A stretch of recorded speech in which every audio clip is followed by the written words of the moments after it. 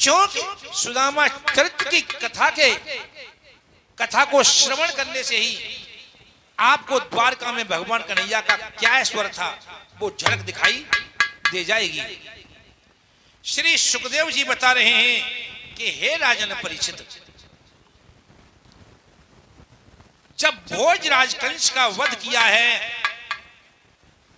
भगवान श्याम सुंदर ने, कारागृह से वसुदेव और देवकी को निकाला था, तो आज वसुदेव ने संदीपन के आश्रम में जो गुरुकुल चला रहे थे, आज गुरुकुल में विद्या अध्ययन करने के लिए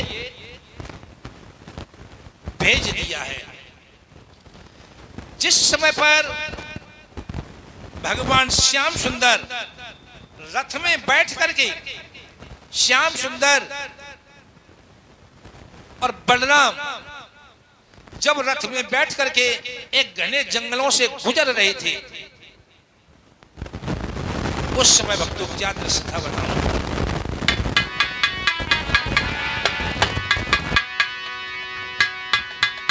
कि सुनो सभा दे ध्यान कि रथ में श्याम पढ़न रहे जाई, एक करुणा भरी पुकार रे कान में इनके आई।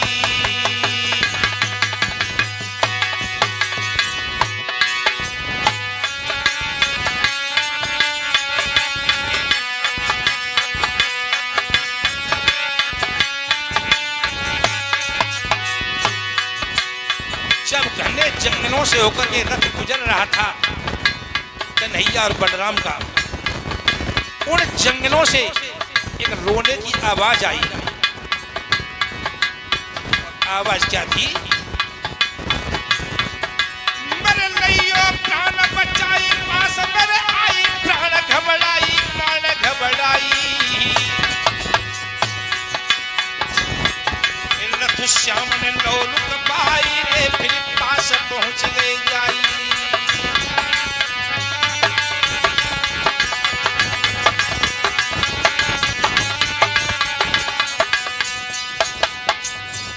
आज उस घने जंगलों से करुण आवाज रोने की आ रही है। अरे भैया, कोई मेरी आवाज सुन रहा हो इस घने जंगल में तो मेरी रक्षा करो, मेरी रक्षा करो। भगवान श्याम सुंदर सारथी से बोले, सारथी रथ को रोको। ये आवाज कहां से आ रही है? ये करुण क्रंदन मेरे हृदय को विदीर्ण कर रहा है। जहां से आवाज आ रही है रथ को उस तरह ले करके चलो। आज कन्हैया बलराम रथ में से कूद पड़े हैं। आवाज का एहसास करके आज वहां पहुंचे हैं। एक युवक जमीन पर पड़ा हुआ है, रो रहा है। भगवान श्याम सुंदर कहते हैं, भैया तुम कौन हो? क्यों रो रहे हो? तुम्हें क्या दुख है?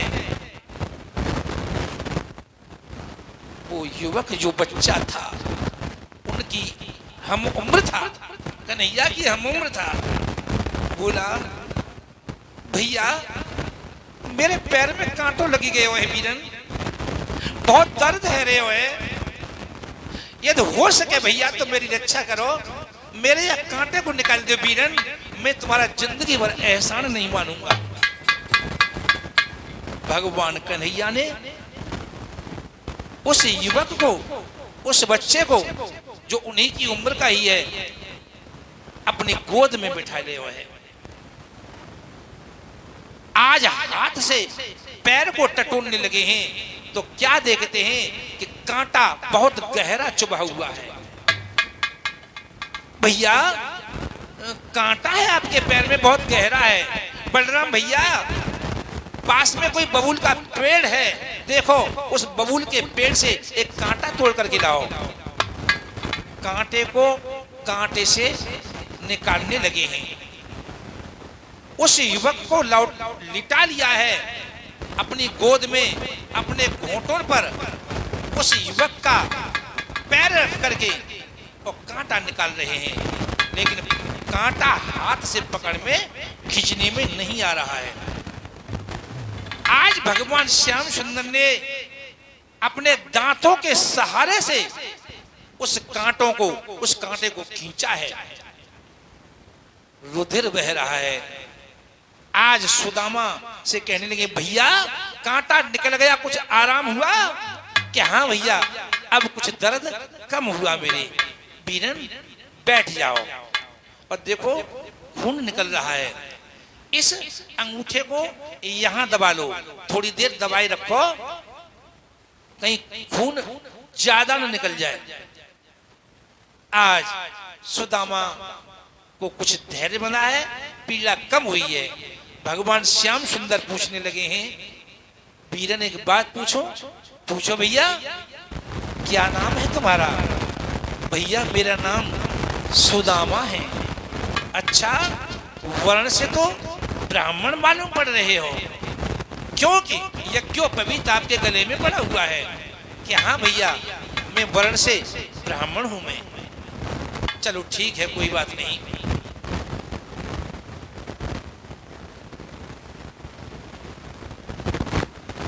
आज कहते हैं, नाम क्या बताया तुमने? सुदामा है मेरा नाम। सुदामा? हाँ, अरे बहुत अच्छा नाम है तुम्हारा। एक बात कहूं सुदामा जी, कि बोलो। कि बीरन में ये चाहता हूं, वैसे आप ये बताएं, आप जा कहां रहे थे? कि भैया मैं विद्या अध्ययन करने के लिए संदीपन के आश्रम में जा रहा था। अरे संदीपन के आश्रम में? हाँ, तो वहां तो हम भी जा रहे हैं, हम भी उसी गुरुकुल में पढ़ते हैं। संदीपन तो हमारे भी गुरुजी हैं। इसका मतलब ये कि हम तो एक ही जगह पढ़ते हैं। कि हाँ भैया। कि मित्र, भैया एक बात कहूं? कि कहो भैया। कि यदि आप चाहो तो मैं आपके साथ मित्रता का हाथ बढ़ाना चाहता हूं, क्या स्वीकार करोगे? सुदामा बोले, भैया मन तो मेरो कर रहे हो है कि मैं तुम्हारे साथ यदि मित्रता का हो जाए मेरी तुम्हारी, तो मेरे जीवन में 4 चांद लग जाएंगे। तो ठीक है, अपना हाथ आगे बढ़ाओ। सुदामा ने अपना हाथ आगे बढ़ाया और कन्हैया ने अपना हाथ बढ़ाया। हाथ का स्पर्श नहीं हो पाया, तब तक कन्हैया ने अपना पीछा हाथ हटा लिया, पीछे हाथ हटा लिया। सुदामा बोले, भैया हाथ क्यों हटा लिया पीछे को है? क्या हाथ मैंने सुदामा भैया इसलिए हटाया कि इस घने जंगल में तुम सौगंध खाओ कि सूर्य की सौगंध मान करके मैं कसम खाता हूं कि तुम्हारे साथ कभी छल कपट का व्यवहार नहीं करूंगा। आज सुदामा जी कहते हैं, भैया सूर्य को साक्षी मान करके इस घने जंगल में मैं सौगंध खाता हूं कि मैं तुम्हारे साथ कभी कपट का व्यवहार नहीं करूंगा। आज सुदामा जी को रथ में बिठा लिया है और संदीपन के आश्रम में पहुंच गए हैं, विद्या अध्ययन कर रहे हैं। श्री सुखदेव जी बताते हैं, हे राजन परीक्षित, आज गुरु पत्नी ने आज घर में यज्ञ के लिए संविधाएं नहीं है, आश्रम पर यज्ञ के लिए संविधाएं नहीं है। आज मैया कहती हैं, लला ओरे बेटा सुदामा। अरे हाँ मैया।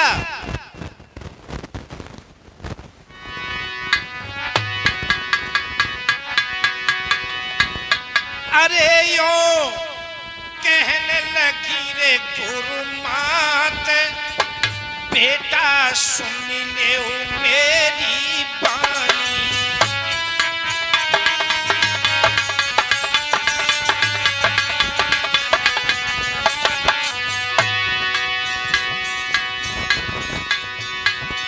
लला ओरे बेटा सुदामा।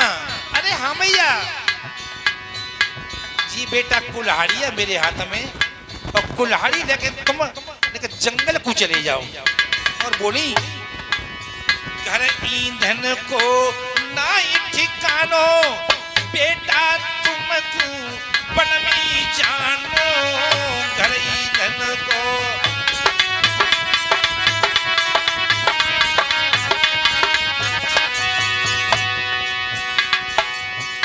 अरे प्यारे संग कन्हैया जाई बेटा सुन ले मेरी वाणी।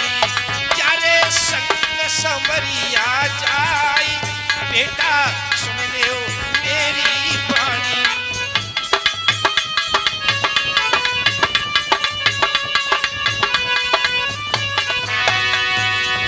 सुदामा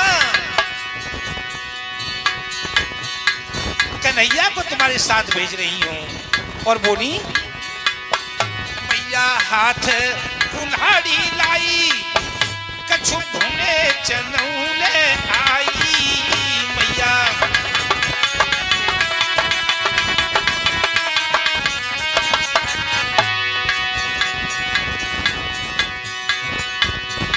अरे दोनों भैया लइयो खाई बेटा सुन लो मेरी वाणी।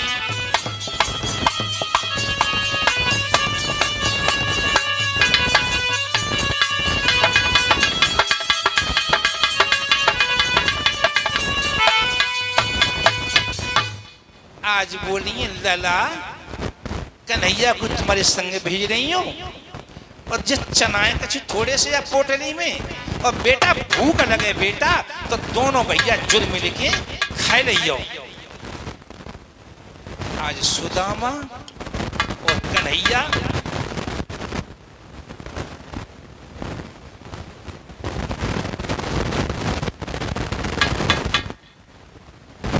भक्तजनों, श्री सुखदेव जी बता रहे हैं कि हे राजन परीक्षित, आज भगवान श्याम सुंदर और सुदामा जी आज ये वन को पहुंचे, वन में पहुंचे। और वन में पहुंचने पर एक पेड़ पर भगवान कन्हैया चढ़ जाते हैं। और जब पेड़ पर चढ़ जाते हैं भक्तों, और सुदामा जी नीचे हैं, पेड़ से सूखी सूखी लकड़ी भगवान कन्हैया नीचे डालते हैं। और कन्हैया या सुदामा जी लकड़ियों को उठाते जाते हैं। अगहन का महीना है, हवा चल रही है। क्या दृश्य है भक्तों,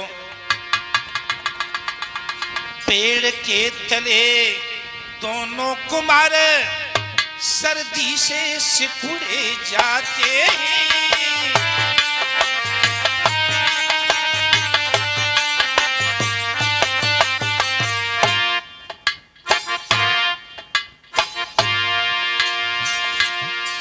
पेड़ के तले दोनों कुमार सर्दी से सिकुड़े जाते हैं। ठंडी बयार के झोंकों से दुखियारे कांपे जाते हैं।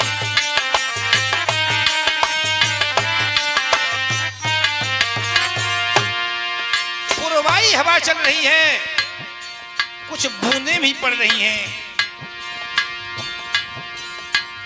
सुदामा को भूख लगती है। सुदामा नीचे से कहता है, भैया हवा तेज चल रही है, अपने शरीर का ख्याल रखना। भगवान कन्हैया कहते हैं, मैं ठीक हूं, मजबूती से डाली पकड़े हुआ हूं, लेकिन तू अपने शरीर का ध्यान रखना। सुदामा को भूख लगती है। विचार किया है कि ये चना श्रापित है, और श्रापित चना जो खाएगा उसको दरिद्रता की मार झेलना पड़ेगी। मैं नहीं चाहता कि श्रापित चना कन्हैया खाए। जब चना खाए तब मोहन ने कट कट शब्द सुना तो कहा, भ्रात क्या खाता है। थोड़ा हमको भी दो भैया, भूखन दम निकला जाता है।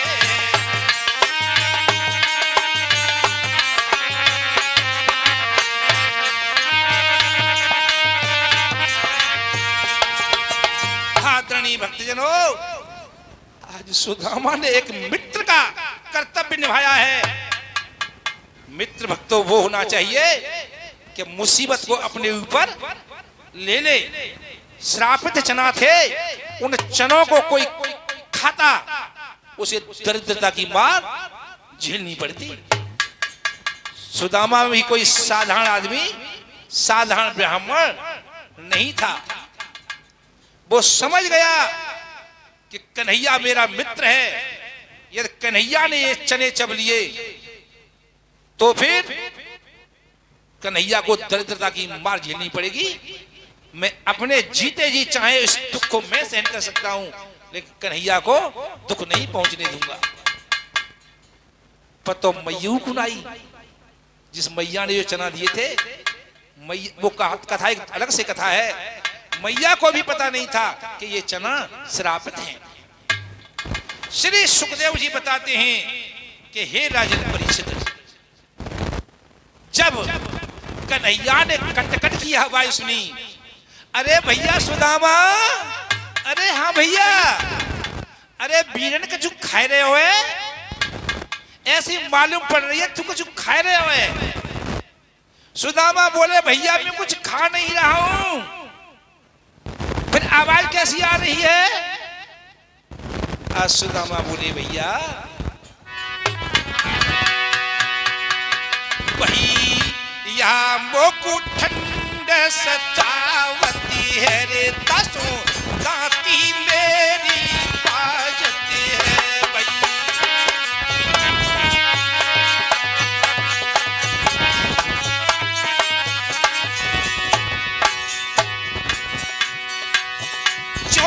झूठो तो सुन गावत है रे, मोपे झूठ कबहू नहीं आवत है रे। क्यों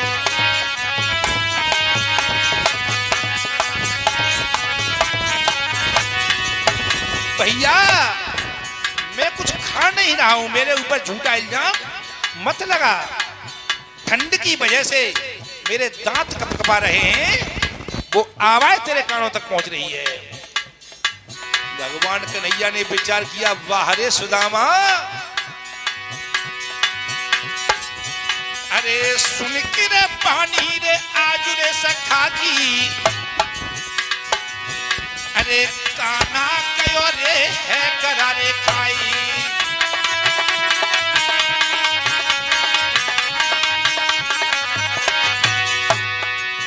अरे प्राण न प्यारो हम तो पू समझत है, अरे मेरे कपट करो रे मोतिलाई।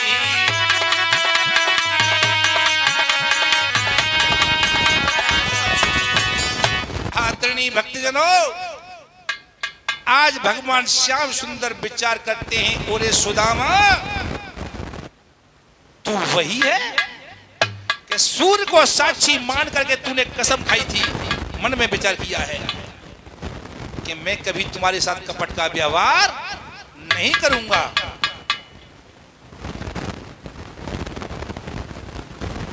आदरणीय भक्तजनों, कन्हैया ने श्राप नहीं दिया, वो तो श्रापित चना पहले ही से थे। लेकिन विद्वानों का मत है भक्तों कि गुरु से कपट, मित्र से चोरी, और क्या हुई निर्धन क्या हुई कोड़ी। भगवान सब समझ गए, क्योंकि परमात्मा की ये भक्तों विशेषता बताई गई है कि बिन पद चले सुने बिनु काना, और कर बिन कर्म करई विधि नाना। आनंद रहित सकल रस भोगी, और बिन वाणी बत्तावर योगी। ब्रह्म के अवतार थे, वे समझ गए कि आज सुदामा ने मुझसे झूठ बोला। श्रापित चना होने के कारण सुदामा को श्राप लग गया, दरिद्रता की मार का। भगवान श्याम सुंदर ने 64 दिनों में 64 विद्याओं का अध्ययन किया है। वे तो सब कुछ जानने वाले पहले ही थे, उन्होंने केवल औपचारिकता पूरी की थी भक्तों। 64 दिन बीतने के बाद गुरु संदीपन से कहा है, गुरुदेव आज्ञा दें मुझे और अपनी गुरु दक्षिणा के रूप में मुझे बताएं क्या चाहिए आपको। संदीपन समझ चुके थे कि ये कन्हैया कोई साधारण मेरा विद्यार्थी नहीं है।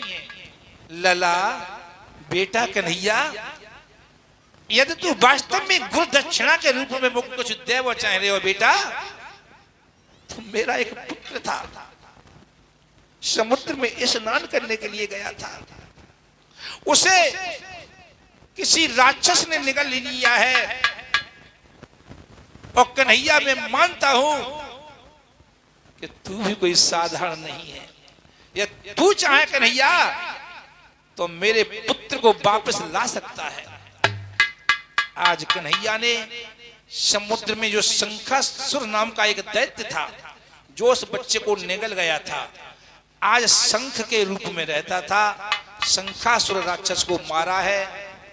शंख के रूप में जो रहता था भक्तों, उस राक्षस को मारा है और उसके पेट से उसका बच्चा निकला है। संदीपन जी का बच्चा जीवित हुआ है और वह पुत्र दक्षिणा के रूप में, गुरु दक्षिणा के रूप में संदीपन गुरु के लिए दे दिया है।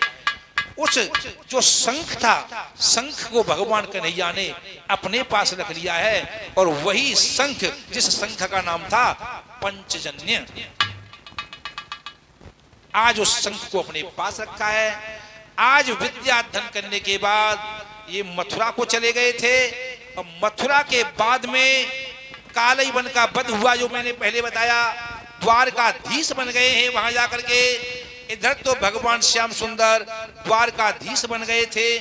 16,108 इनकी घर में रानियां थी, जैसा कि आपने पहले सुना कथा में।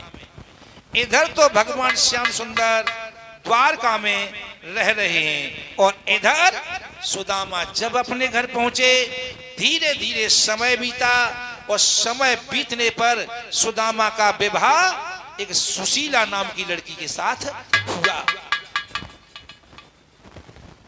सुशीला घर में आई, लेकिन उस सुशीला ने जब से जिस घर में कदम रखा, उस दिन से आज तक जहां कथा चल रही थी, वहां तक एक भी दिन सुशीला की जिंदगी में ऐसा नहीं कटा जो दरिद्रता की मार सुशीला को न मिली हो, न पड़ी हो। 4 बच्चे ही सुदामा पर, दुबले शरीर हो रहे हैं। सुदामा जी अपना कमंडल लेकर के निकल जाते हैं। नियम यह भी है कि 5 घरों से ज्यादा कभी भिक्षा नहीं मांगते। बहुत संतोषी ब्राह्मण है। 5 घरों में यदि मिल जाता है कुछ, तो उससे अपना पेट भरने की कोशिश करते हैं। लेकिन जिंदगी में कई दिन ऐसे बीत गए सुदामा के कि 3-4 दिन हो गए कि सुदामा के बच्चों का, सुदामा का पेट नहीं भर पा रहा है।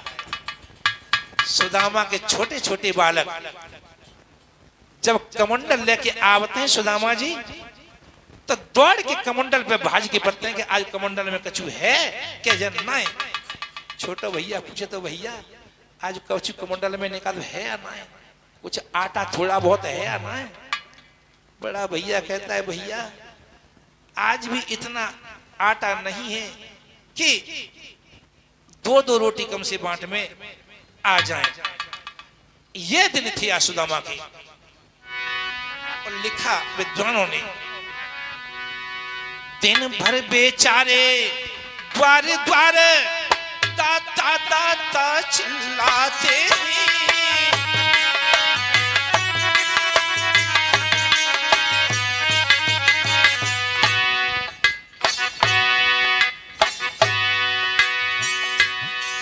दिन भर बेचारे द्वार द्वार दाता दाता चिल्लाते हैं, पर किसी रोज भी जी भर के वो आटा दाल पाते हैं।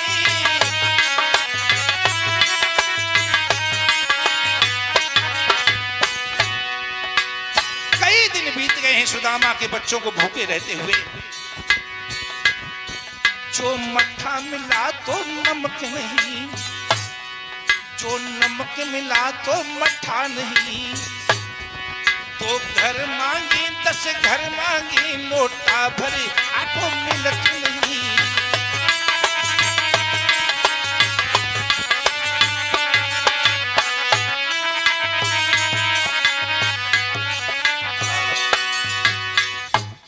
सुबह से शाम हो जाती है, दर दर की ठोकर खाते हैं, लेकिन बच्चों को खाली कमंडल ही दिखाई देता है। एक दिन की बात है कि दीपावली को त्योहार आए गए है, घर घर में खीर बनी रही होती है, खीर, और सभी बच्चे आपस में विचार विमर्श कहते हैं एक दूसरे से कि भैया आज तो घरे खीरी पूरी बन रही है, आज हमारे घरे खीरी पूरी बन रही है। सुदामा के बच्चे मैया सुशीला से कहते हैं, मैया आज घर घर में खीर पूरी बन रही है, मैया जी खीर कैसी होते हैं? बच्चे नहीं देख पाए थे अब तक कि खीर को स्वाद कैसा होता है।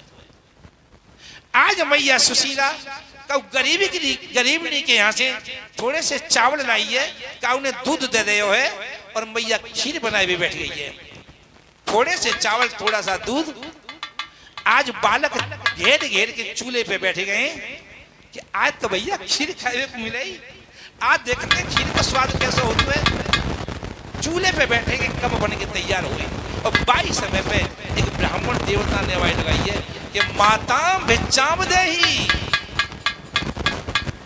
आज बालक समझ आएंगे कि ब्राह्मण देवता आएंगे, जाने कहीं भूखे तो नहीं होंगे।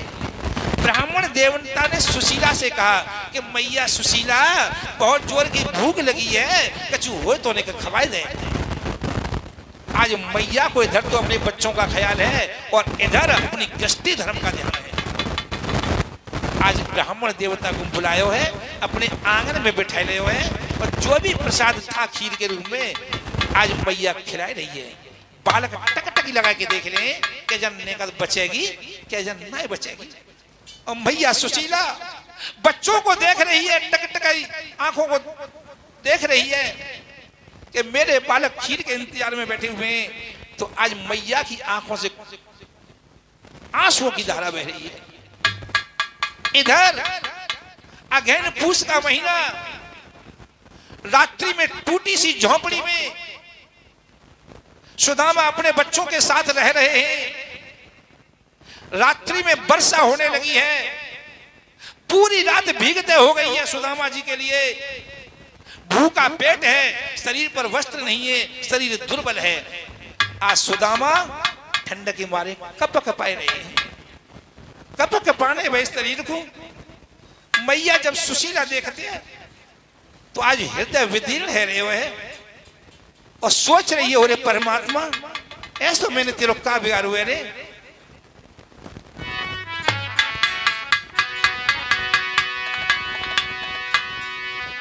आज परमात्मा को दोषारोपण करते हुए आज सुशीला कह रही हैं,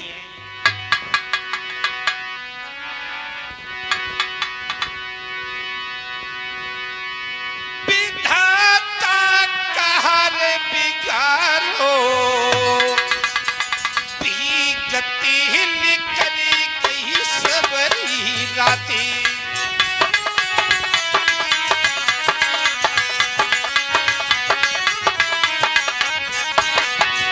और दीन बंधु विधाता तेरो कहर बिगाड़ो, गति करी गई सबरी राती।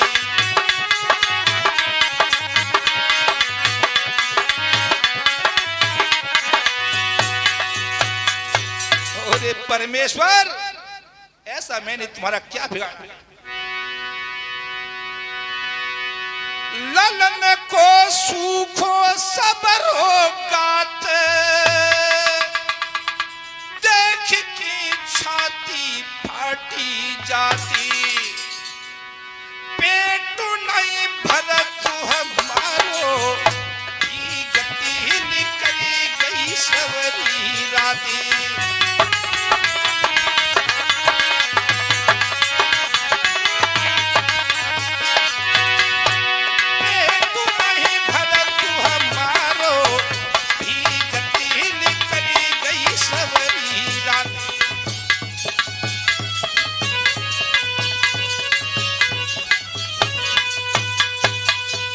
बोले दीन बंधु, मैं जिस दिन से इस घर में आई हूं टूटो तबो और फूटी कठौती देखने को मिली है।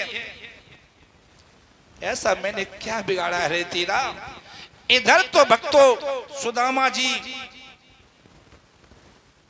दरिद्रता की मार झेल रहे हैं और इधर भगवान श्याम सुंदर विचार करते हैं कि चलो देखूं मैं अब योग माया के द्वारा कि सुदामा का हाल क्या है। द्रविड़ देश में आए हुए हैं, सुदामा की दरिद्रता की झलक भगवान श्याम सुंदर देख रहे थे। क्या देखा?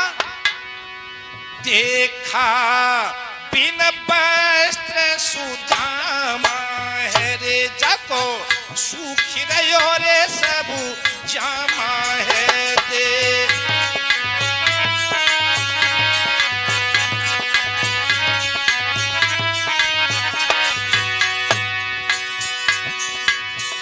बैठी पास सुशीला नारी है रे जाकी फटी बदन मेरे साड़ी है बे।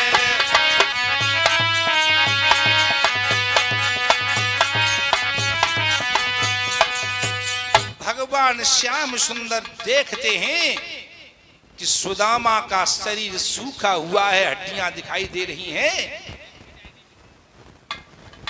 सुशीला पास में बैठी हुई है जिसके बदन पर एक फटी हुई साड़ी है। दुर्बल बच्चे बैठे हुए हैं जो ठंड से ठिठुर रहे हैं। आज भगवान श्याम सुंदर एक ब्राह्मण का रूप धारण करके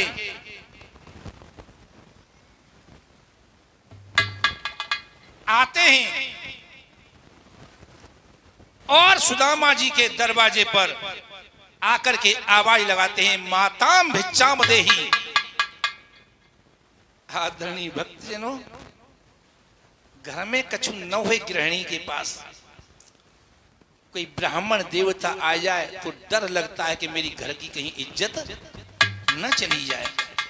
एक माता को चाहे भूखी रह ले, चाहे कितनी दरिद्रता आ जाए, लेकिन दरवाजे के भिखारी के लिए एक चुटकी आटा रखना चाहिए। आज मैया के पास कोई साधन नहीं था। आरे सुनत विप्र के बचन सुशीला रे मन मेरे घबरानी।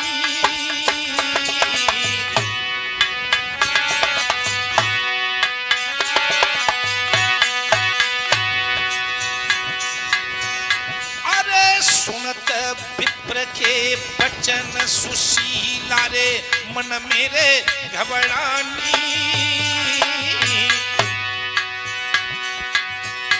और लोटा तक नहीं सजोरे पिवाई दे ती द्विज पूरे पानी।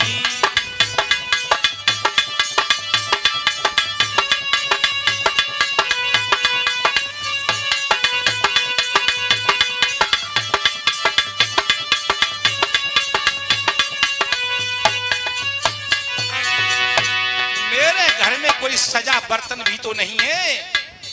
कभी भी ब्राह्मण के लिए भक्तों टूटे हुए बर्तन में भोजन नहीं देना चाहिए। विचार करती हैं कि मेरे घर में कोई सजा बर्तन भी नहीं है जो टूटा न हो, जो जल ही पिला देती कम से कम। अरे पड़ गई दुविधा में लाली।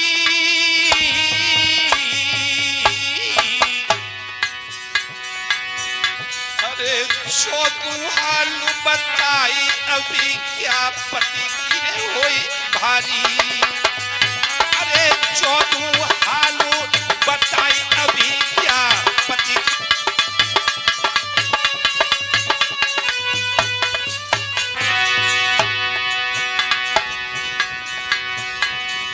अरे होश उड़ी गए रे सुशीला के,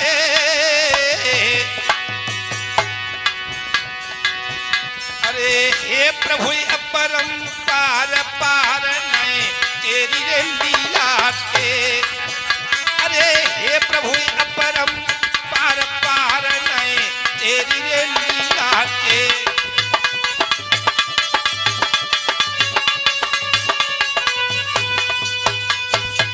श्री सुखदेव जी बता रहे हैं राजन परीक्षित, आज मैया सुशीला ब्राह्मण देवता के पास पहुंची है। ब्राह्मण देवता, आज मेरे घर में कछु ना है। ब्राह्मण देवता बोले, अरे पागल, ऐसा घर में कोई ना देखो कि जाके घर में कछु ना हो। अरे कछु तो होएगा तेरे घर में। आज मैया सुशीला बोली है ब्राह्मण देवता, सिर्फ एक चीज है, उस चीज को मैं तुम्हें नहीं दे सकती। क्या है भी तेरे पास? रो क्यों रही है? बता क्या है तेरे पास? ब्राह्मण देवता, मेरे पास जो चीज है मैं तुम्हें दे नहीं सकती। क्या है तेरे पास? बोल तो सही। ब्राह्मण देवता, मेरे घर में सिर्फ गरीबी है, दरिद्रता है, दरिद्रता के अलावा मेरे घर में दूसरी कोई चीज नहीं है, मैं तुम्हें दे नहीं सकती हूं उसे। पागल, मैंने पहले ही कहा था कि ऐसा आदमी कोई नहीं है जिसके पास कोई चीज न हो।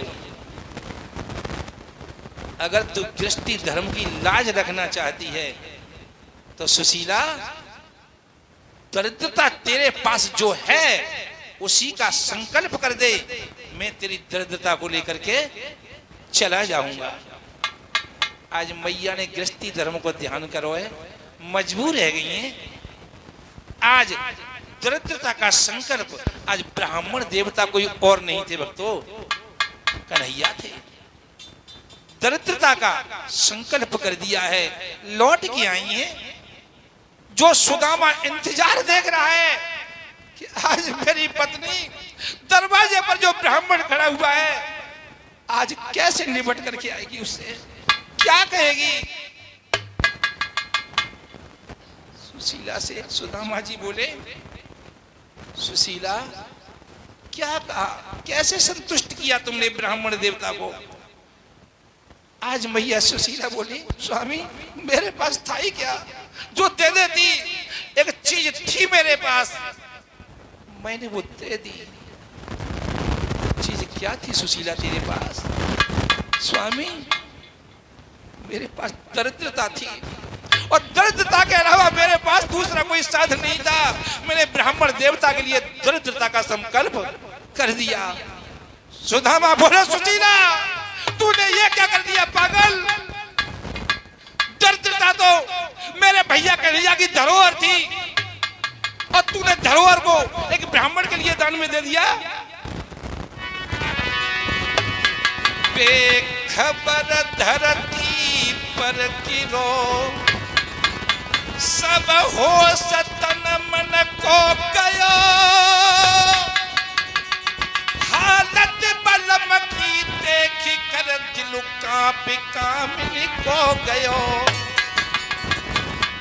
सुदामा जी मूर्छित होकर के जमीन पर गिर पड़े, और जब मूर्छित अवस्था में सुदामा को सुशीला ने देखा, हाय ये कैसी भई, पति कौन राखे पति बिना, मैं लुट गई सब भांति से विधि क्यों दिखाए ये दिना। स्वामी मुझे धोखा दे करके जा रही हो क्या? तुम्हारे बिना इन बच्चों का पालन पोषण कैसे करूंगी? हे प्राणपति खोलो पलक, मम औरत निहारिए, रंजो कलम सब छोड़ी कर हे नाथ धीरज धारिए। क्या तुम भी मुझे धोखा दे करके जा रहे हो? इस भंवर में फंस फंसी हुई नाव को, इस यौवन से भरी हुई नाव को लुटेरे लूट ले जाएंगे तुम्हारे बिना। कहां छोड़ करके मुझे जा रही हो? आज सुदामा ने अपनी आंखें खोली हैं, बोली है स्वामी ऐसा होने कौन से पाप करे जो आज के दिन हमें देखने के मिल रहे हैं? ऐसे कौन से पाप हैं हमारे? इस जन्म में तो हमने कोई पाप नहीं किया है। सुदामा कहते हैं भद्रे, पाप तूने नहीं किया, एक पाप मोह पे है गए है। जब मैं विद्या अध्ययन करने के लिए गया था संदीपन के आश्रम में, मेरे मित्र थे द्वारकाधीश कन्हैया, मैंने वो मैया के द्वारा दिए हुए चने चब लिए, भैया के साथ मैंने कपट कर दिया, मैं झूठ बोल गया कि मैं चना नहीं चब रहा हूं, ठंड की वजह से मेरे दांत कप रहे हैं। उस कपट के कारण सुशीला आज मुझे दरिद्रता की मार झेलनी पड़ रही है। सुशीला बोली स्वामी द्वारकाधीश तुम्हारे मित्र थे? हाँ। तो तुम दरवाजे की ठोकर खावट डोल ले आओ।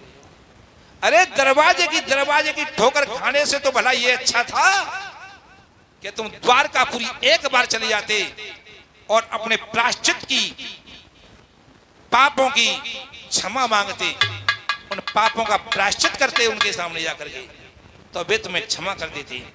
इसलिए स्वामी अमई का चुनाव बिगड़ गए हो है, मैं तुम्हारे पैर पड़ रही हूं, अनुनय कर रही हूं, विनय कर रही हूं, तुम द्वारकापुरी के लिए चले जाओ। सुदामा बोले भद्रे ओरी पागल, अब तक की जिंदगी यूं बीत गई है, बच्ची कुछ जिंदगी को सुशीला यूं ही बीतने दे, अब मुझे भैया के पास मत भेज, मित्र के पास मत भेज। सुशीला बोली रो रो सुशीला बोली मेरी बात मानो स्वामी, तुम जाओ कृष्ण के ढिंग सुध लेंगे अंतर्यामी।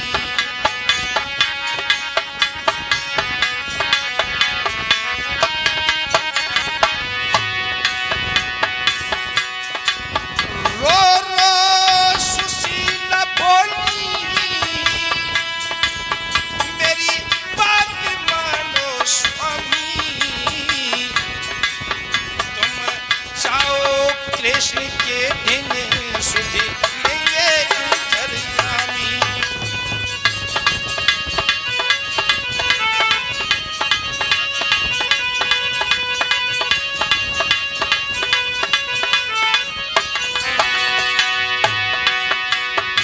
स्वामी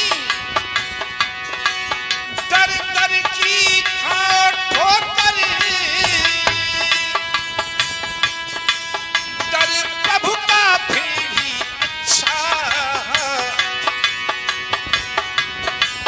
हर लेंगे कष्ट सारा मेरा सगुन मानो सच्चा, हर लेंगे कष्ट सारा मेरा सगुन मानो सच्चा।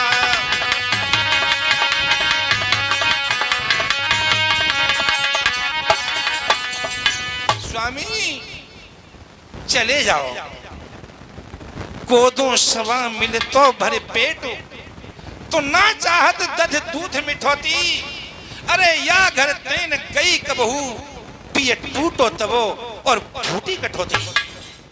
मैं तुम्हारे घर में जा दिन से आई हूं, मैंने सुख को एक दिन ना बिता पायो, चाहे मोगू भरपेट भोजन मिल तो चन्न मिल तो, लेकिन तुम्हें मिल जाता स्वामी, मेरे बच्चों को मिल जाता, मैं तुम्हें ज्यादा बाध्य नहीं करती, इसलिए स्वामी चले जाओ। सुदामा बोले सुशीला मित्र के यहां जाते हैं। सुशीला मान जा, देख मत भेज मुझे, मत भेज सुशीला, बच्ची कुछ जिंदगी के दोनों यूं ही बिता दे। ब्राह्मणो संतुष्टिया सर्वो संतुष्टिया, आठम जथा लाभ संतोषा, ब्राह्मण को संतोषी होना चाहिए। सुशीला क्यों भैया बाबरी नारी हो नारी को पूछे बात गरीबी में।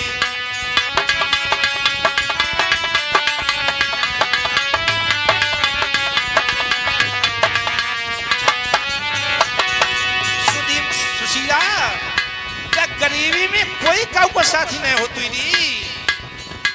पागल मत भेज मोकू। क्यों भैया बाबरी नारी हो नारी को पूछे बात गरीबी में।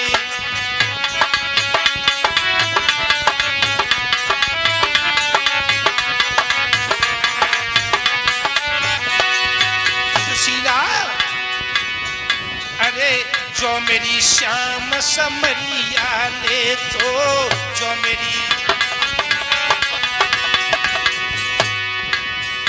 अरे तो क्यों मोई गरीबी दे तो क्यों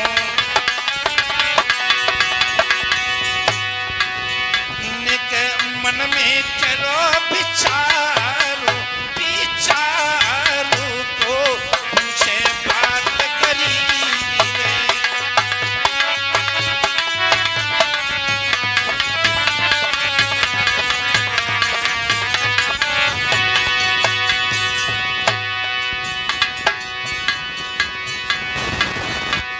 सुशीला कह रही है प्राणेश्वर 3 दिन से अन्न नहीं खायो 3 दिन से अन्न नहीं। अरे ताई सो सब बदन सुखायो ताई सो सब बदन में सब विधि भई लाचार लाचार को पूछे बात गरीबी में।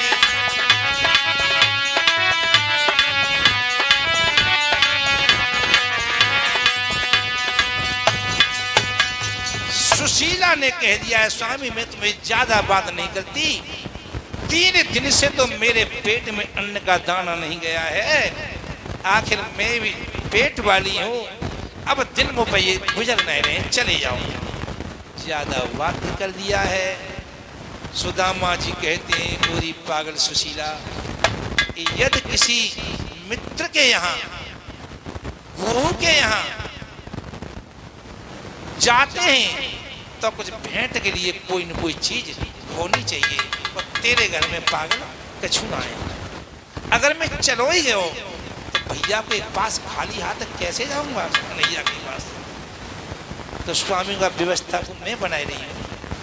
आज मेरी बहना हो मेरी भैया हो आज मैया सुशीला एक गरीब ब्राह्मणी के यहाँ पहुंची है एक दूसरी के पास पहुंची है। पहले तो मैया बहना कछु हो तो निकल दे मैं अपने स्वामी को अपने प्रियतम को अपने पति को द्वारका भेज रही हूँ। एक तो भटका दी चली जाए हंते रोई रोई आ जाते पहले ले गई सो दे गई कब मैया दरवाजे दरवाजे पे जा रही है। एक गरीब ब्राह्मणी है गरीबों के आंसू भक्त तो गरीब ही पहुंच सकते हैं। आज गरीब इन्हीं ने एक बहुत अच्छी क्वालिटी के कोई चावल नहीं है जो सूप के फटकने के बाद छोटे छोटे कण होते हैं वे गिर जाते हैं वे दे दिए। आज मैया उन्हीं चावल को लेके आई गई है एक फटे पुराने कपड़ा में लपेट के पोटली सी बनाए के और सुदामा को दे दिए स्वामी इनक में ले जाओ और चले जाओ। सुदामा बोले सुशीला तू मुझे क्या समझ रही है पागल? बहुत दूर द्वारका है यहाँ से मेरे शरीर में इतनी सामर्थ्य नहीं है जो इतना मैं पैदल चल सकूं। स्वामी वे दीनानाथ हैं दीन बंधु हैं यदि वे चाहेंगे तो आपको बुला लेंगे लेकिन घर से निकलकर कदम तो रखो। आज सुदामा जी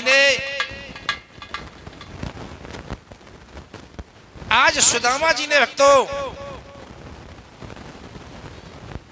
पोटली में चावल रखे हैं, हाथ में एक लाठी है, फटे पुराने वस्त्र पहने हुए हैं, पैरों में जूता नहीं है। आज भगवान कन्हैया का जो मंदिर बना हुआ है, आज जहां पूजा स्थल है उनका, आज पूजा स्थल में जाते हैं और कहते हैं कन्हैया, हे दीन बंधु दीनानाथ, मेरी ब्राह्मणी की रक्षा करना। मैं तुम्हारे सहारे पर, मेरे इष्ट देवो, मैं अपने सहारे पर, मैं अपनी ब्राह्मणी को छोड़ करके आज मैं जा रहा हूं और कोई भरोसा नहीं है जीवन का, जाने लौट करके आऊंगा या नहीं आऊंगा, क्योंकि पुराना शरीर है मेरा।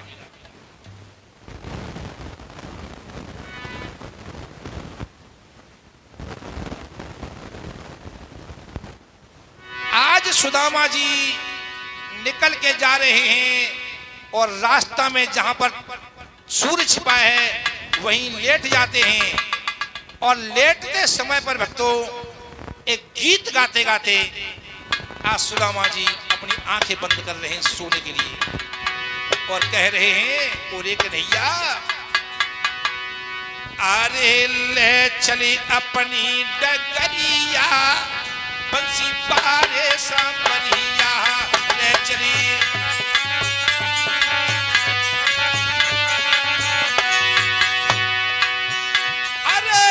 चले अपनी डगरिया, बंसी पारे सांवरिया, ले चले।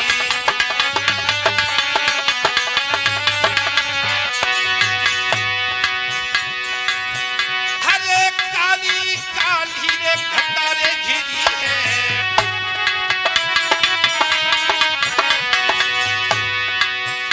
और उन नभ में बिजुली चमक रही है।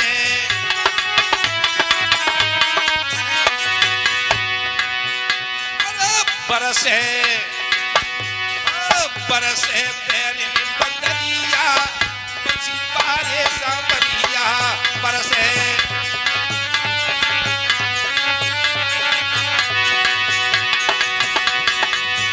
अरे कदम कदम वही भारी हो दर्शन, जय जाने पुरारी हो दर्शन, जय जाने पुरारी।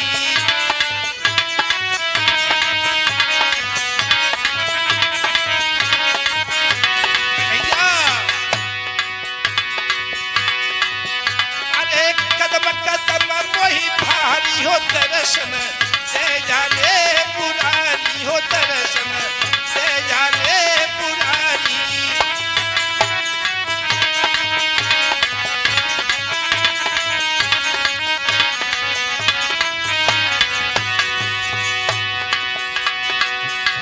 आज सुदामा जी और इधर इधर सुशीला,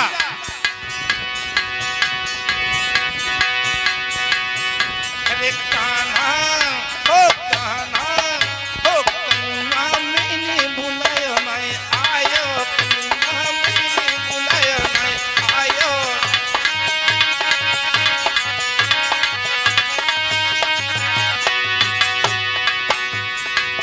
अरे द्रौपदी का तेरी बहना लगती है, बहना लगती है, जो चीर बढ़ाई रे आयो, हो कन्हा हो कन्हा हो, कान्हा मैंने बुलायो नहीं आयो, कान्हा मैंने बुलायो नहीं आयो।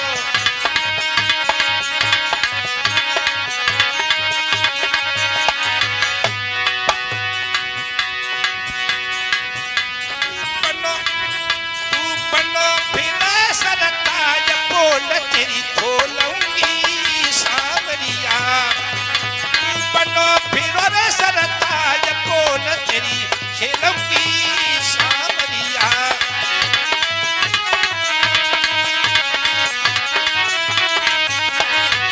भैया ब्रज की बालाएं कहती थी, तू बनो फिर सरताज, बोल तेरी खोलूंगी सांवरिया।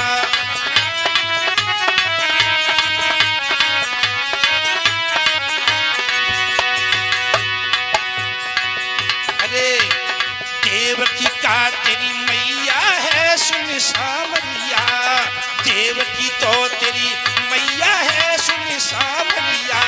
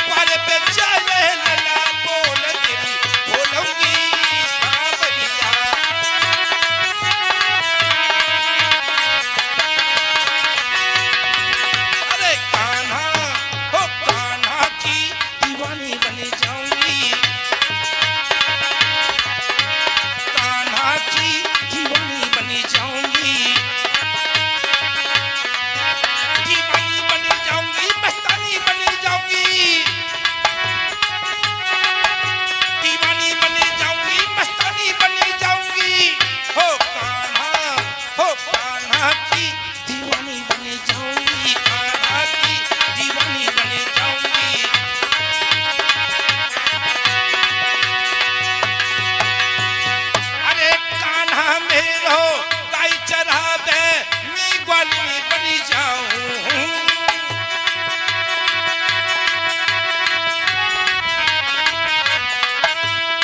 छुपके पीछे पीछे वाली बनी जाऊं।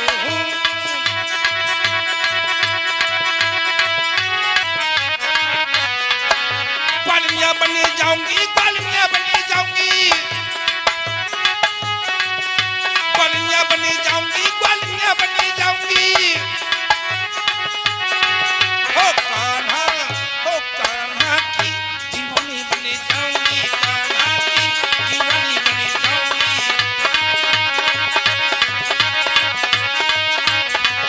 अरे कान्हा में रोई यमुना नहावे, मैं मछली बनी जाऊं।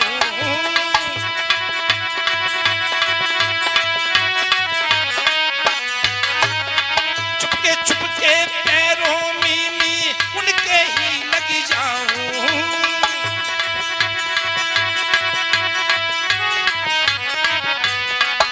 भक्तानी बनी जाऊंगी, भक्तानी बनी जाऊंगी, भक्तानी बनी जाऊंगी, भक्तानी बनी जाऊंगी। हो रसिया, हो रसिया, हो रसिया की छबीली बनी जाऊंगी, रसिया की छबीली बनी जाऊंगी। बोलिए श्री कृष्ण चंद्र भगवान की जय। गंगा मैया के किनारे बैठे हुए व्यास नंदन श्री सुखदेव जी बता रहे हैं, राजन परीक्षित, आज सुदामा जी बगिया में सुबह जगे हैं। माली से पूछा है, भैया ये कौन सा नगर है? माली ने बता दिया है कि भैया तुम द्वारका के निकट वाले बाग में हो।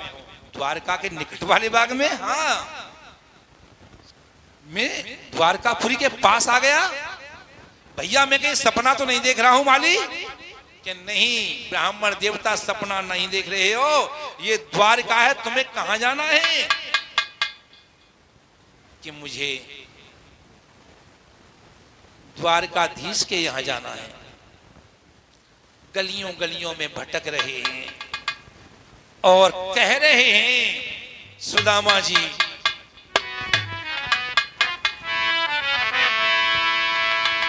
पूरे कन्हैया, पूरा शरीर है मेरा, अरे नहीं पायो, नहीं पायो, नहीं पायो रे तेरी यारी में बिहारी सुख, नहीं पायो रे तेरी यारी में बिहारी सुख।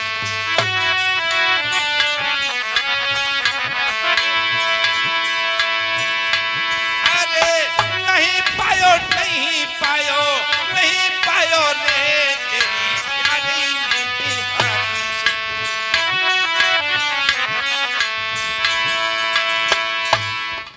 आज भक्तों, सुदामा जी गली गली में भ्रमण कर रहे हैं।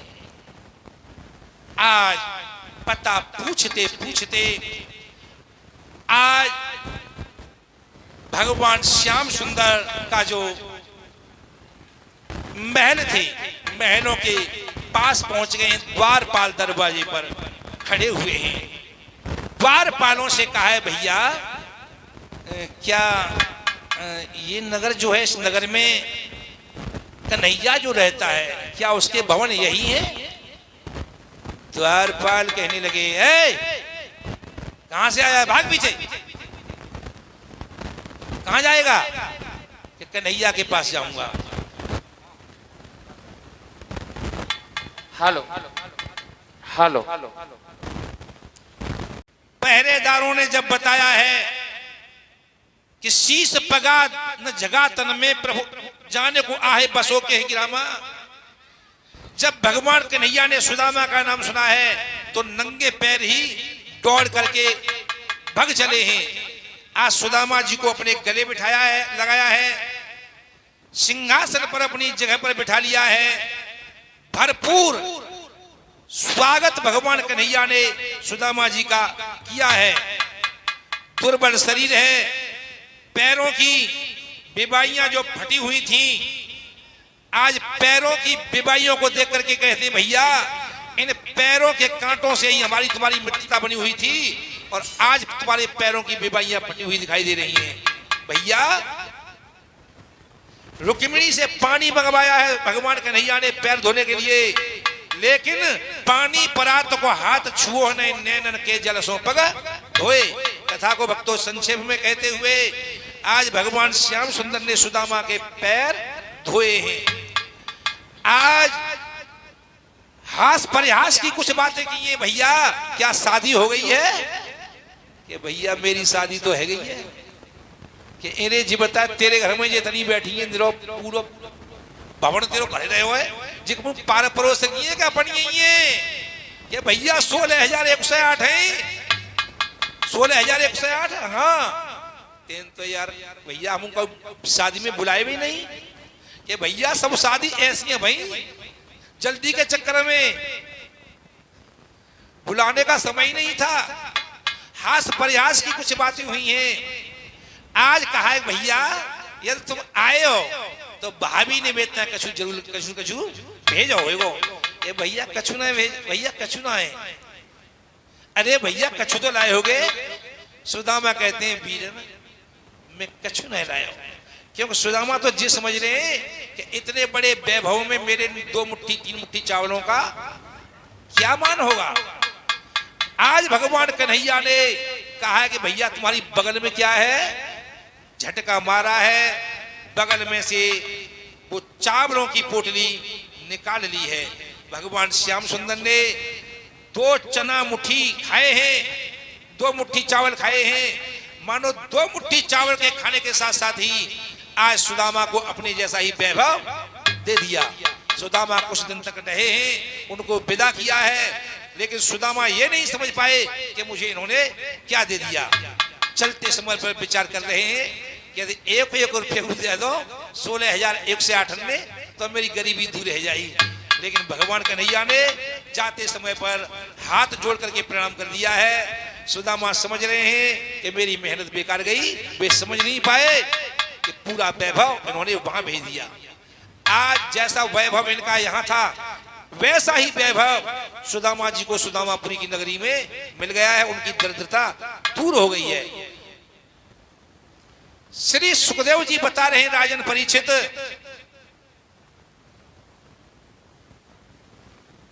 जी यहां पर हैं।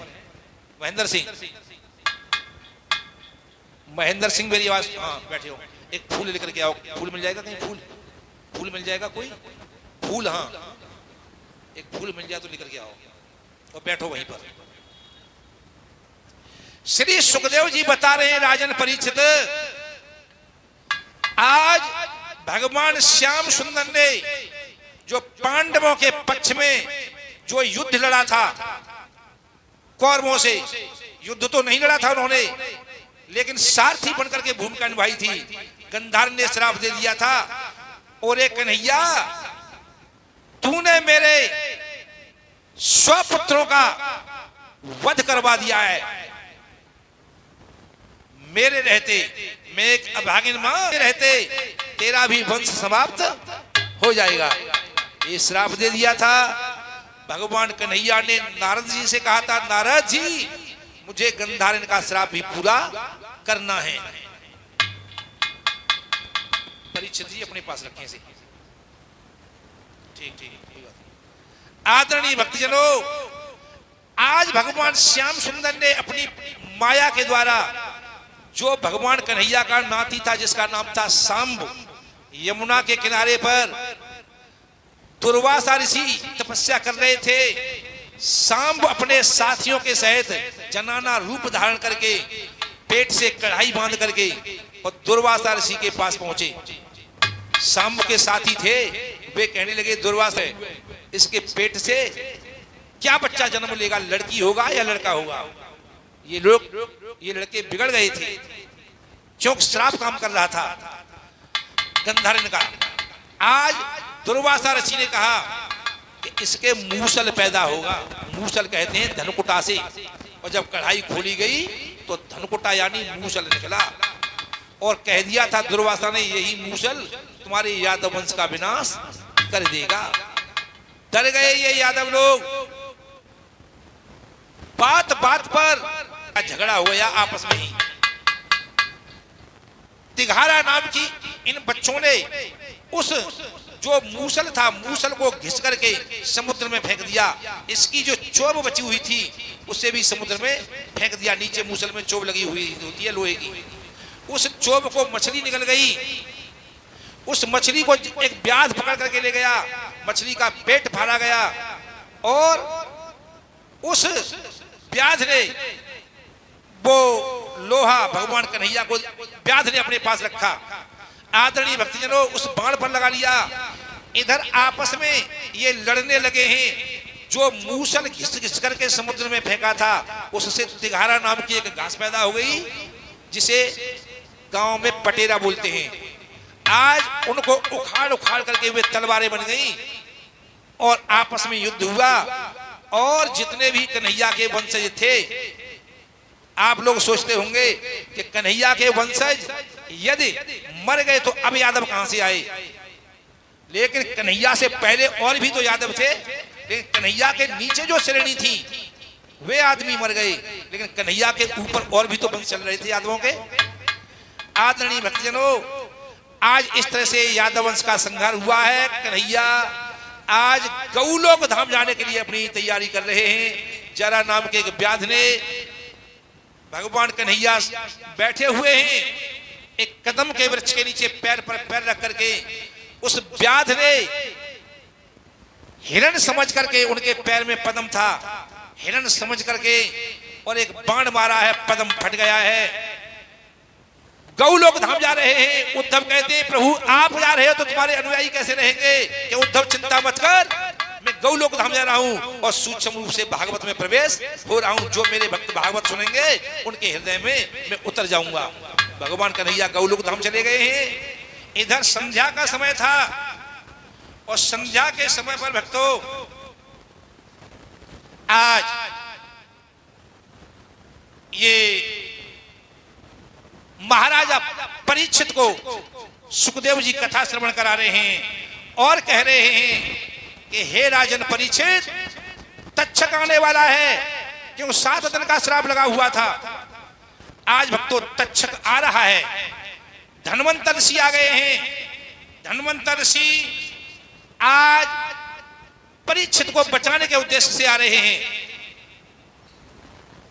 तक्षक चलता है, धन्वंतर ऋषि रास्ते में मिल जाते हैं और कहते हैं हे धन्वंतर, तुम परीक्षित को बचाने जा रहे हो, मैं मारने जा रहा हूं।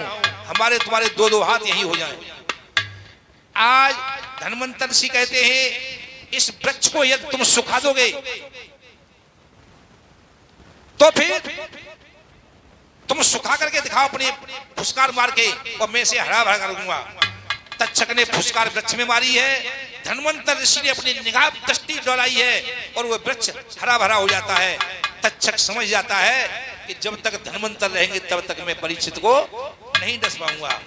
आज आगे जाकर के एक सोटा बन करके जमीन पर गिर जाते हैं। तक्षक धन्वंतर ऋषि उस सोटा को उठाते हैं, पीठ पर खुजली पड़ती है और खुजलाते हैं। वो तक्षक सोटा बना हुआ पीठ पर डस लेता है। धन्वंतर ऋषि की विशेषता थी कि जहां तक उनकी दृष्टि जाती थी तहां तक चेहर कोई काम नहीं करता था, लेकिन पीठ पर दृष्टि नहीं जा रही थी। धन्वंतर का प्राणांत होता है।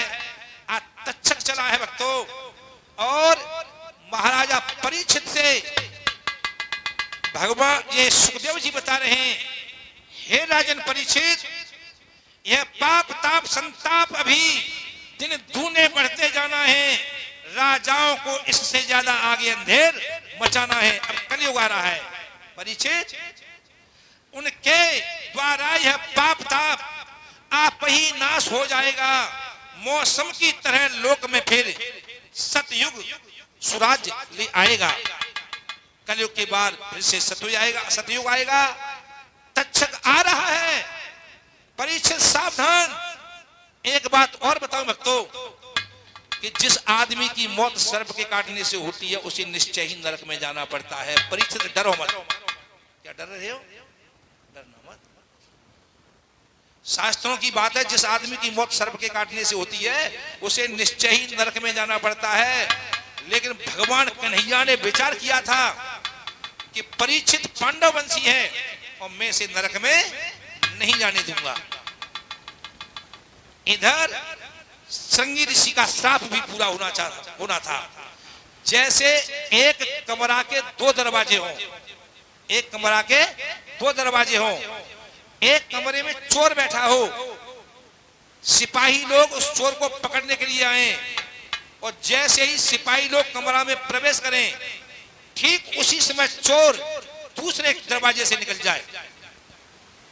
ठीक उसी प्रकार तक्षक आया और तक्षक ने फन मारा, क्योंकि श्राप पूरा होना था।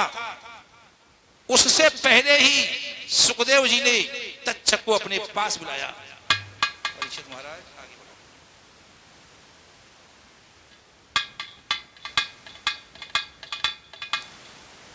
श्री वर्चस्माय स्मारो की विदात पवमाय मह्यते धन्यम धानम पशुभ पुत्र लाभम सत संवत सर्व दीर्घमायु। ये कह करके सुखदेव जी ने अपना हाथ परीक्षित के सिर पर रखा। परीक्षित, कौन हो तुम? ये शरीर क्या है? आत्मा अजर और अमर है, न कभी ये मरती है न कभी ये पैदा होती हैं। शरीर मरता है, आत्माएं नहीं मरती हैं। आज परीक्षित ने एक बहुत गहरी सांस खींची है ऊपर। आंखें बंद करो। भगवान कन्हैया का हृदय पटल पर चित्र अंकित करो अपने हृदय में। आंखें बंद करके भी भगवान के दर्शन होते हैं। श्री सुखदेव जी बता रहे हैं, राजन परीक्षित, भगवान कन्हैया का चिंतन करते करते परीक्षित ब्रह्म में लीन हो चुके हैं। ब्रह्म में लीन हो चुके हैं पहले से ही। बहुत अच्छी मृत्यु थी, मौत तो एक दिन जरूर ही होनी है भक्तों सब किसी की। ब्रह्म में लीन पहले से ही हो गए और तक्षक आता है और तक्षक फण मारता है। फण मारने से पहले पहले ही उनके प्राण पखेरु ब्रह्म में लीन हो जाते हैं। थोड़ा आगे बढ़ सकते हो, थोड़ा आगे आ सकते हो।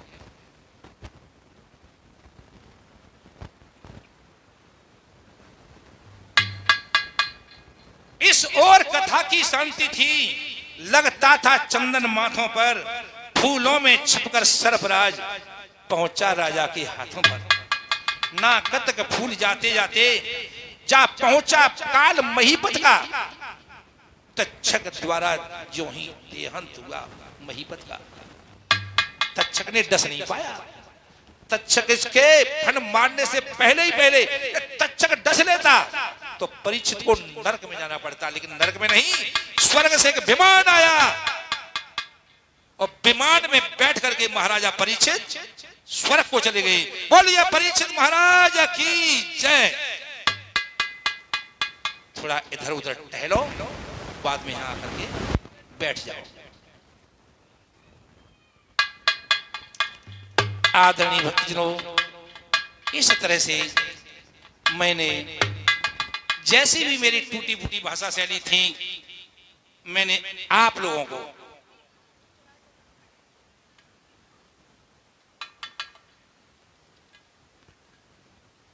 आ गया। मैं अब तुम्हारा हो, 7 दिन तक 9 दिन तक मैं तुम्हारा रहा, तुम मेरे रहे।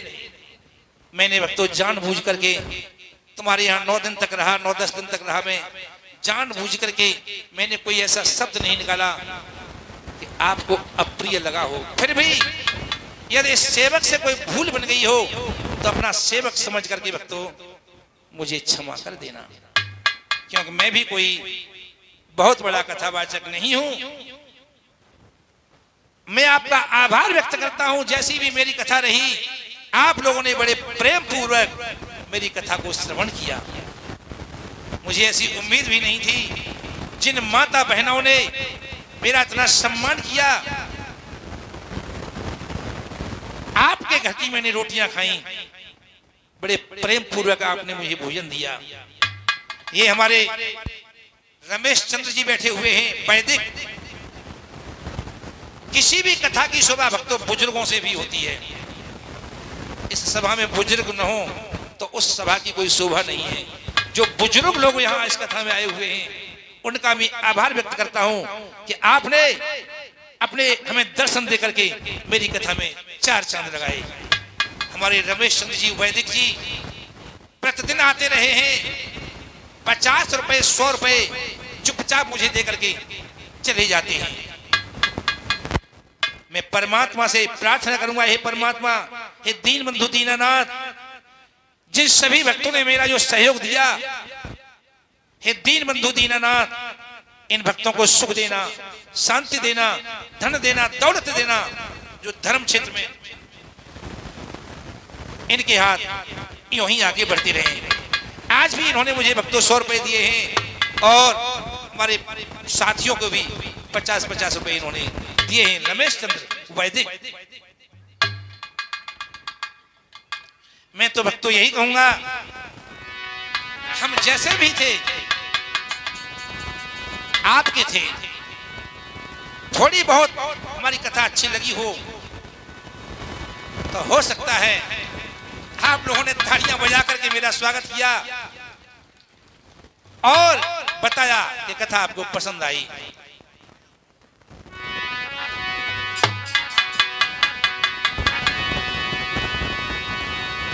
आदरणीय भक्तजनों,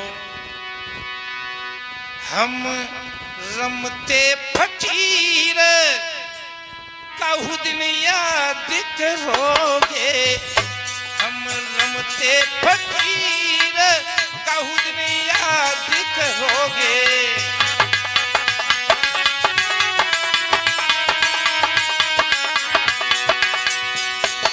आदरणीय भक्तजनों, भगवान से प्रार्थना करता हूं, हे भगवान, मेरे दिए हुए आशीर्वाद आपको लगे। अमर रहे तेरी सब फुलवारी,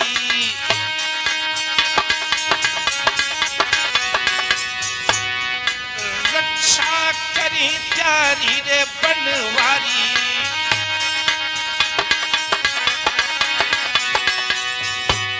कि दया करी रे रघुबीर कहू नहीं याद करोगे। दया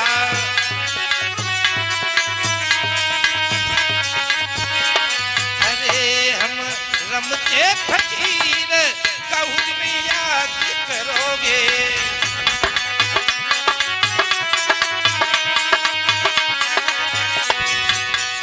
क्या जिंदगी है कमल भैया हमारी भी है? चलता जोगी और बहता रे पानी,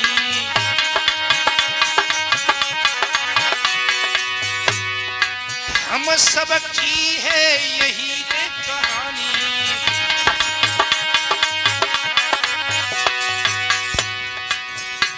बहे जैसे यमुना नीर कहू नहीं याद करोगे। अरे हम चलते फकीर कहू नहीं याद करोगे।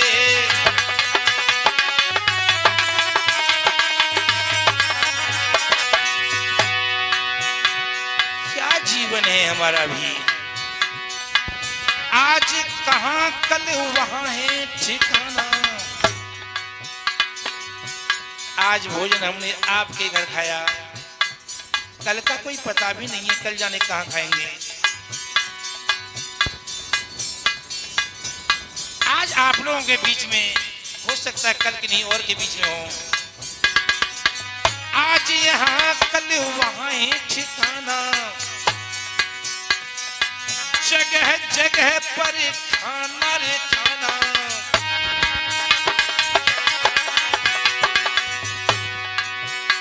कि ऐसी हमारी तकदीर कहू नहीं याद करोगे। कि ऐसी हमारी तकदीर कहू नहीं याद करोगे।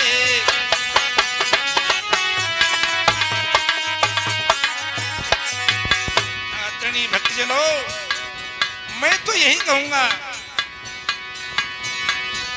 भाई बहन तुम भूल न जाना, माता पिता की सेवा करना, सास ससुर की सेवा करना। यही है अर्ज अखीर कहू नहीं याद करोगे। यही है अर्ज अखीर कहू नहीं याद ऐसे फकीर का याद करोगे।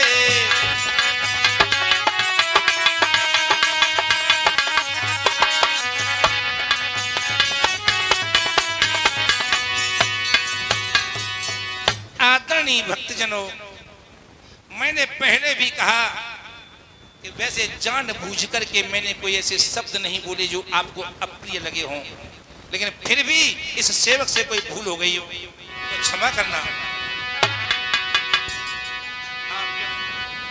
हम छोड़ी चले तेरी नगरी को, कभी याद आए तो मत रोना।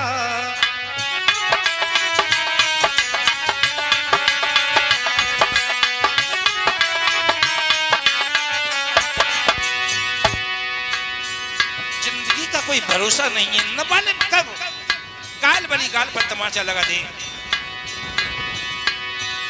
हम छोड़ चले तेरी नगरी को, कभी याद आए तो मत रोना। इस दिल को तसल्ली दे देना, इस दिल को तसल्ली दे देना। घबराए कभी तो मत रोना।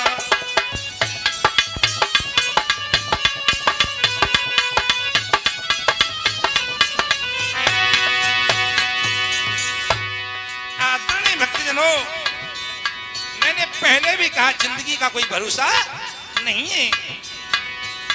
जीवन के सफर में तन्हाई यह हमें जिंदा छोड़ेगी।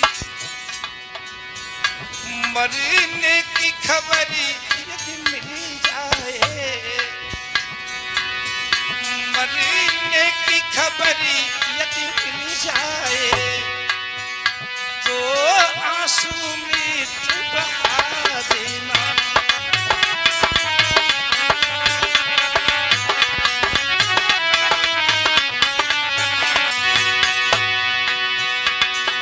मेरे भैयाओ, मेरी बहनाओ, एक जगह रुकना हमारा एक काम नहीं है, मजबूरियां हमारी होती हैं। लेकिन इतनी बात जरूर कहूंगा, हम चाहे जहां में कहीं नहीं, हम तुम्हें हरगिज भूलेंगे। कुछ कथा मेरी मन भाई हो, आचरण मेरा मन भाया हो। केवल कथा ही नहीं होती है भक्तों, कथा अच्छी हो कथावाचक की, यदि आचरण गलत हो तो कथा की कोई शोभा नहीं है। मेरी कथा अच्छी लगी हो, मेरा आचरण मेरे विचार अच्छे आपको लगे हुए हो तो कुछ कथा मेरी मन भाई हो, आचरण मेरा मन भाया हो। इस सेवक को बुलवा लेना।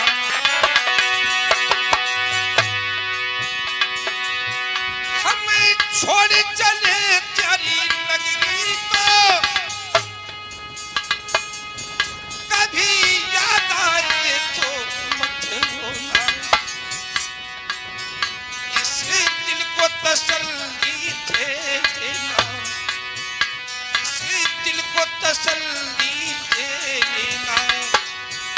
घबराए कभी तो मत रोना।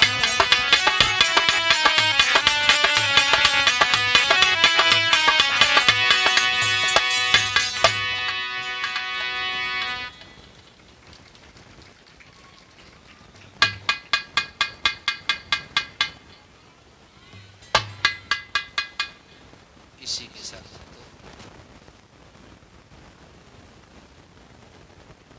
मैं अपनी वाणी को तो विराम खैर अभी नहीं दूंगा। जब तक आरती नहीं होगी तब तक वाणी की बात तो नहीं करूंगा। मेरा कहना यही है, थोड़ी बहुत मेरी कथा आपको अच्छी लगी हुई जैसा मैंने बताया, तो इस सेवक को कभी दोबारा जगह देना। हेलो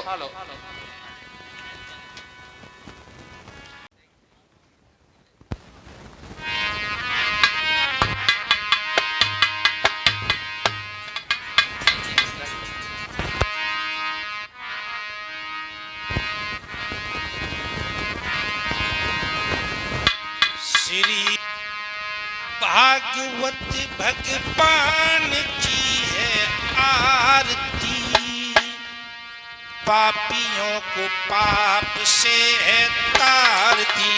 भागवत भगवान की है आरती, पापियों को पाप से है तारती। श्री भागवत भगवान की है आरती, पापियों को पाप से है तारती। श्री भागवत भगवान की है आरती, पापियों को पाप से है तारती। ये अमर ग्रंथ, ये मुक्ति पंथ, ये पंचम वेद निराला, नभ ज्योति जलाने वाला। ये अमर ग्रंथ, ये मुक्ति पंथ, ये पंचम वेद निराला, नभ ज्योति जलाने वाला।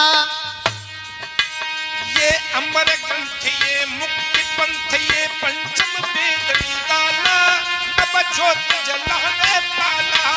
ये अमर ग्रंथ, ये मुक्ति पंथ, ये पंचम वेद निराला, नभ ज्योति जलाने वाला।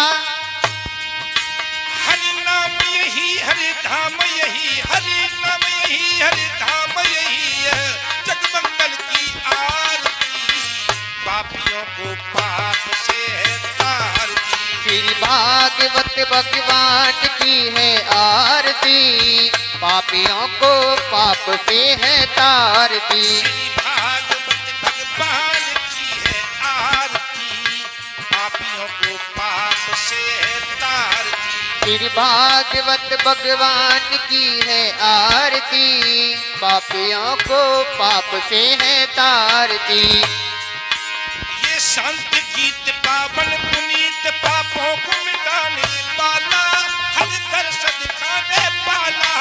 ये शांति गीत पावन पुनीत, पापों को मिटाने वाला, हर दर्द दिखाने वाला। यह सुख करनी है दुख हरनी, यह दुख करनी है सुख हरनी, श्री मधुमंगल की आरती, पापियों को पाप से है तारती। श्री भागवत भगवान की है आरती, पापियों को पाप से है तारती। श्री भागवत भगवान की है आरती, पापियों को पाप से है तारती। श्री भागवत भगवान की है आरती, पापियों को पाप से है तारती। ये मधुर बोल जग फंड खोले, सन्मार्ग दिखाने वाला, बिगड़ी को बनाने वाला। ये मधुर बोल जग पंथ खोल, पन मार्ग दिखाने वाला, बिगड़ी को बनाने वाला। ये मधुर बोल जग फंड खोल, सन्मार्ग दिखाने वाला, बिगड़ी को बनाने वाला। ये मधुर बोल जग पंथ खोल, पन मार्ग दिखाने वाला, बिगड़ी को बनाने वाला। श्री राम यही घनश्याम यही, श्री राम यही घनश्याम यही, प्रभु की महिमा की आरती, पापियों को पाप से है तारती। श्री भागवत भगवान की है आरती, पापियों को पाप से है तारती। भागवत भगवान की है आरती, पापियों को पाप से है तारती। श्री भागवत भगवान की है आरती, पापियों को पाप से है तारती। बोलिए श्रीमद् भागवत महापुराण की जय, हेलो। बोलिए व्यास भगवान की जय। हेलो आरती को ठंडा करें, भोग लगाएं। हेलो आओ आओ प्रभु जी, भोग लगाओ प्रभु जी, मेरा बना रखा प्रसाद रे, आकर के भोग लगा जाना। आओ आओ प्रभु जी भोग लगाओ प्रभु जी, मेरा बना रखा प्रसाद रे, आ करके भोग लगा जाना। ऐसा भोग लगाओ मेरे भाग्य बने, सब अमोरति हो जाए प्रभु जी, सब अमोरति हो जाए। आओ आओ प्रभु जी भोग लगाओ प्रभु जी, मेरा बना रखा प्रसाद रे, आ करके भोग लगा जाना। अरे बरसे मेरे रामा प्रेम जल बरसे, बरसे मेरे रामा प्रेम जले बरसे, संतों पे बरसे और भक्तों पे बरसे, संतों पे बरसे और भक्तों पे बरसे। हरी छत पे, हरी छत पे बरसे प्रेम जल बरसे, बरसे मेरे रामा प्रेम जले बरसे, बरसे मेरे रामा प्रेम जल बरसे, बरसे मेरे रामा प्रेम जले बरसे। बोलिए आनंद कंद भगवान की, भागवत भगवान की, गौ माता की, परीक्षित महाराज की, यज्ञपति महाराज की, सभी संतों की, सभी भक्तों की, भारत माता की। बोलिए आनंद कंद भगवान की, बोलो सच्चे दरबार की। धर्म की, धर्म की, अधर्म का, अधर्म का, प्राणियों में, प्राणियों में, विश्व का, विश्व का कल्याण हो। बोलिए हर हर महादेव। देखिए माताओं से बहनों से निवेदन है, पूजनीय व्यास जी महाराज जी के हाथों से फल का प्रसाद और 1 रुपया दिया जा रहा है। इस 1 रुपये को लाल कपड़े में बांध करके ऐसी जगह रखना जहां आप अपने पैसे रखते हो, और पूजनीय व्यास जी महाराज जी के हाथों से फल का प्रसाद कोई भी खाली हाथ ना लें। आप लोगों की जो श्रद्धा हो वो व्यास जी को देते जाएं। देखिए संतों के, ज्ञानियों के हाथों से, ब्राह्मणों के हाथों से फल का प्रसाद कभी कोई भी दे तो कभी खाली हाथ नहीं लेना चाहिए। आप लोगों की जो श्रद्धा हो वो व्यास जी को देते जाएं। हेलो दे दें।